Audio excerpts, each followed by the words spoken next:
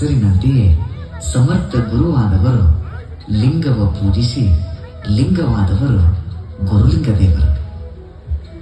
ತೆಲಸಂಗ ಮತ್ತು ಮಮದಾಪುರದ ಶ್ರೀಗಳವರಿಂದ ಧಾರ್ಮಿಕ ಶಿಕ್ಷಣವನ್ನು ಸಂಪಾದಿಸಿದ ಗುರುಲಿಂಗದೇವರು ಅಥಣಿಯ ಗಚ್ಚಿನ ಮಠದ ಪೂಜ್ಯನೀಯ ಗುರುಗಳವರಿಂದ ಅನುಗ್ರಹವನ್ನು ಸ್ವೀಕರಿಸಿ ಶ್ರೀಮನ್ನಿರಂಜನ ಪ್ರಣವ ಸ್ವರೂಪಿ ಶ್ರೀ ಮುರುಘೇಂದ್ರ ಮಹಾಸ್ವಾಮಿಗಳಾದರು. ಶಿವಯೋಗವನ್ನೇ ಜೀವನ ಧ್ಯೇಯವಾಗಿಸಿಕೊಂಡು ಶಿವಯೋಗಿಯಾದರು.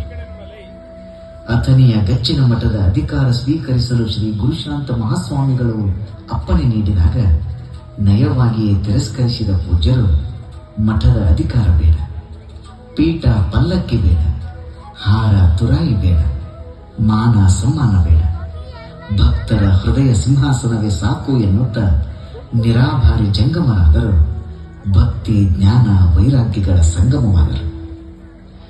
ನಾನೊಬ್ಬ ದಾಸಿ ಪುತ್ರ, ದಯವಿಟ್ಟು ಲಿಂಗ ದೀಕ್ಷೆಯನ್ನು ನೀಡಿ ಎಂದು ಯುವಕನೋರ್ವ ಅತ್ಯಂತ ಅಸಹಾಯಕನಾಗಿ ಕೇಳಿದಾಗ ಅಂತಃಕರಣದಿಂದ ಆಶೀರ್ವದಿಸಿ ಶಿವದೀಕ್ಷೆ ನೀಡಿ ಹರಿಸಿದರು. ಆ ಯುವಕ ಬೇರಾರೂ ಅಲ್ಲ, ಕರ್ನಾಟಕದ ಗಾಂಧಿ ಎನಿಸಿಕೊಂಡ ಶ್ರೀ ಹರ್ಡೇಕರ್ ಮಂಜಪ್ಪನವರು. ರಾಷ್ಟ್ರ ಧರ್ಮ ದ್ರಷ್ಟಾರರಾಗಿ ಬಸವ ಜಯಂತಿಯನ್ನು ಶುಭಾರಂಭಗೊಳಿಸಿದವರು. ಇದ್ದ ಒಬ್ಬ ಮಗನನ್ನು ಕಳೆದುಕೊಂಡು ಸಮರ್ಥ ವಾರಸುದಾರರಿಲ್ಲದೆ ಕೊರಗುತ್ತಿದ್ದ ಶಿರಸಂಗಿಯ ಶ್ರೀ ಲಿಂಗರಾಜರು ಸಮಸ್ತ ಆಸ್ತಿಯನ್ನು ಬಡ ಮಕ್ಕಳ ಕಲ್ಯಾಣಕ್ಕಾಗಿ ದಾಸೋಹಗೈಯಲು ಪ್ರೇರಣೆ ನೀಡಿದ ಶ್ರೀ ಶಿವಯೋಗಿಗಳವರು ಸರ್ವ ಸಮಾಜದ ಅಭ್ಯುದಯಕ್ಕೆ ಕಾರಣಕರ್ತರಾದರು. ಜನವರಿ 5, 1917ರಲ್ಲಿ ರಾಷ್ಟ್ರ ನಾಯಕರಾದ ಬಾಲಗಂಗಾಧರ ತಿಲಕರು ಅಥಣಿಗೆ ಆಗಮಿಸಿ ಭಾರತಕ್ಕೆ ಸ್ವಾತಂತ್ರ್ಯ ಸಿಗುವಂತೆ ಆಶೀರ್ವದಿಸಿರಿ ಎಂದಾಗ ಖಂಡಿತವಾಗಿಯೂ ಭಾರತಕ್ಕೆ ಸ್ವಾತಂತ್ರ್ಯ ಲಭಿಸುತ್ತದೆ, ಆದರೆ ಆ ಫಲವನ್ನು ನಾವು ನೀವು ಪಡೆಯುವುದಿಲ್ಲ ಎಂದರು. ಪೂಜ್ಯರ ದಿವ್ಯ ಶಕ್ತಿಯನ್ನು ಕಂಡು ಮಂತ್ರ ಮುಗ್ಧರಾದ ಶ್ರೀ ಬಾಲಗಂಗಾಧರ ತಿಲಕರು ಶಿವಯೋಗಿಗಳವರ ಕುರಿತಾಗಿ ಮನೋಜ್ಞ ಪದ್ಯವನ್ನು ಬರೆದು ನುಡಿನಮನ ಸಲ್ಲಿಸುತ್ತಾರೆ.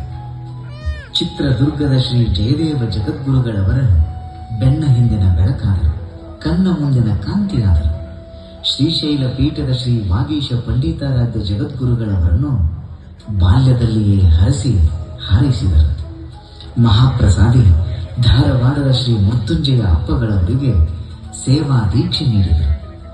ಕಾಯಕಯೋಗಿ ನಾಗನೂರಿನ ಶ್ರೀ ಶಿವಬಸವ ಮಹಾಸ್ವಾಮಿಗಳವರಿಗೆ ಅಂತಃಕರಣವನ್ನು ದಾರಿ ಎರೆದರು.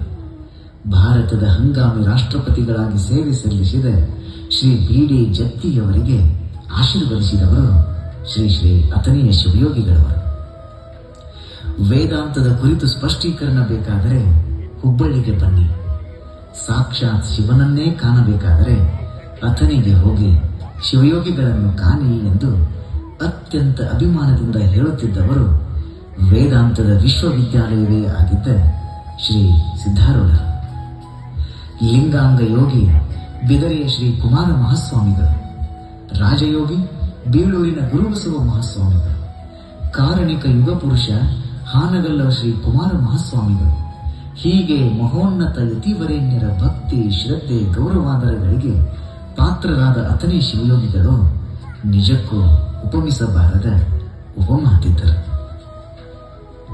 ಮಡಿವಾಳ ತಂದೆಗಳ ಬಟ್ಟೆಗಳ ನಾನೊಗೆವೆ, ಹಡಪದಪ್ಪನ್ನಗಳ ಕ್ಷೌರವನ್ನು ನಾಗೆಯುವೆ, ಡೋಹಾರ ಕಕ್ಕಯ್ಯಂಗೆ ತೊಗಲ ಹದ ಮಾಡುವೆ, ವೀರ ಹರಳೇಶಂಗೆ ಜೋಡನ ಮಾಡಿಡುವೆ, ಮಾರಯ್ಯ ತಂದೆಗಳ ಕಟ್ಟಿಗೆಯ ನಾ ಹೊರುವೆ, ಧೀರ ಕೇತಯ್ಯಗಳ ಬುಟ್ಟಿಯನ್ನು ನಾ ಮಾಡುವೆ, ನೂಲಿ ಚಂದಯ್ಯಗಳ ಹಗ್ಗ ಕಣಿಯಗೈವೆ, ಸಲೆಮಾದಾರ ಚನ್ನಯ್ಯಗಳಿಗೆ ಅಂಬಲಿಯ ಮಾಡಿಡುವೆ, ಶಿವದಾಸಮಯ್ಯಗಳ ಬಟ್ಟೆಗಳ ನಾ ಮಾಡುವೆ, ತವೆಶಂಕರಯ್ಯಗಳ ಕಪಣಿಯನ್ನು ನಾ ಹೊಲಿವೆ, ಅಮುಗೆ ಸಿದ್ದೇಶಂಗೆ ಪಾಕವನ್ನು ನಾಗೈವೆ, ಕುಂಬಾರ ಗುಂಡಯ್ಯ ನಾ ಮಡಿಕೆಯಂಗೈವೆ, ಸಂಭ್ರಮದಿ ಪ್ರಭುವಿಂಗೆ ಮದ್ದಳೆಯ ಬಾರಿಸುವೆ, ಆವಾವ ಕಾಯಕವ ಮಾಡಿದೊಡೂ ಬಸವೇಶ, ಆವಗಂ ಶರಣರನ್ನು ಸೇವಿತೆನು ಬಸವೇಶ. ಹೀಗೆ ಹೃದಯಂಗಮವಾದ ಹಾಡೊಂದನ್ನು ಕರ್ನಾಟಕ ರತ್ನ ತುಮಕೂರಿನ ಪೂಜ್ಯ ಶ್ರೀ ಡಾಕ್ಟರ್ ಶಿವಕುಮಾರ ಮಹಾಸ್ವಾಮಿಗಳವರು ಪ್ರಾತಃ ಕಾಲ ಇಷ್ಟಲಿಂಗ ಪೂಜಾ ಸಮಯದಲ್ಲಿ ಹೃದಯ ತುಂಬಿ ಹಾಡುತ್ತಿದ್ದರು. ಈ ಹಾಡನ್ನು ರಚಿಸಿದವರು ಬೇರಾರೂ ಅಲ್ಲ, ಪರಮ ಪೂಜ್ಯ ಶ್ರೀ ಅಥಣಿಯ ಶಿವಯೋಗಿಗಳು.